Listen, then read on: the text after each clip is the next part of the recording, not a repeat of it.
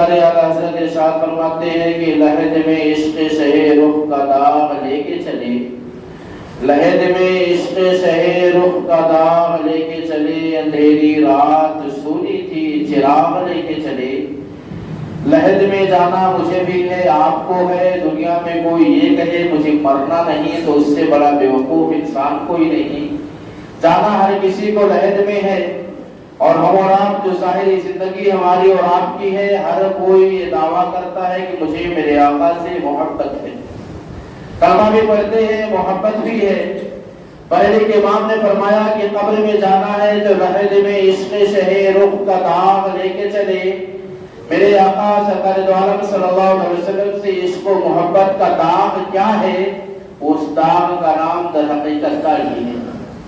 بریلوی کے امام فرماتے ہیں لحد میں عشق شہ رخ کا داغ لے کے چلے، اندھیری رات سونی تھی چراغ لے کے چلے۔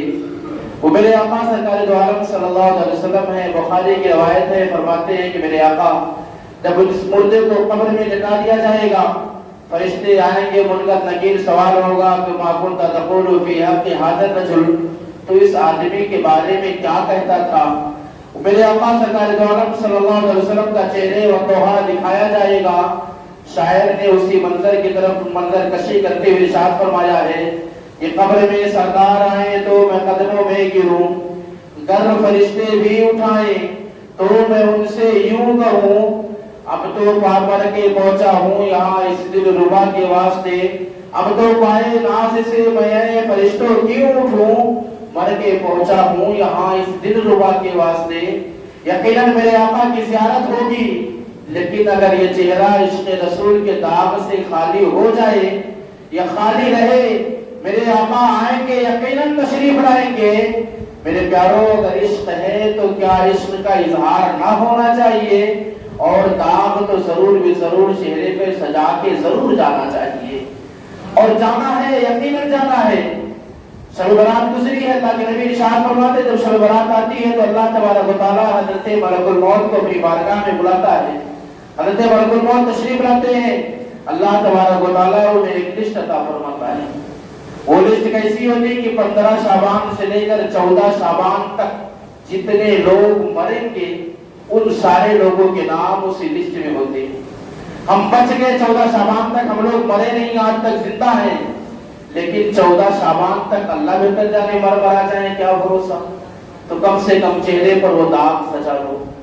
ایک عشق کا داغ یہ ہے کہ جو چہرے پر داڑھی ہونی چاہیے، دوسرا تو قبر میں کام آئے گا، اور دوسرا داغ عشق وہ ہے کہ جب ہم بندگان خدا روز حشر اٹھیں گے، صحابہ کرام نے عرض کیا اللہ کے نبی میدان محشر ہوگا، حضرت آدم سے لے کر قیامت تک سارے انسان جتنے پیدا ہوئے سبھی ہوں گے، اللہ کے نبی آپ ہماری شفاعت تو فرمائیں گے، ہمیں پہچانیں گے کیسے کہ ہم آپ ہی کے امتی ہیں، کیسے پہچانیں گے؟ تو اللہ کے نبی نے ارشاد فرمایا کہ میرے جتنے امتی ہیں وہ میرے امتی جو وضو کرتے ہیں تو روز حشر ان کا اعضائے وضو چمکے گا، چہرے کو دھلتے ہیں چہرہ چمکے گا، ہاتھوں کو دھلتے ہیں ہاتھ چمکے گا، پیروں کو دھلتے ہیں پیر چمکیں گے۔ میں اس چمک کی وجہ سے پہچانوں گا میرا امتی ہے، میں اس کی شفاعت کروں گا۔ یہ کون ہے جو داغ لے کے جائے؟ ہم اور آپ پہ نمازی ہیں، وضو نہیں کرتے، نماز پڑھیں گے کب؟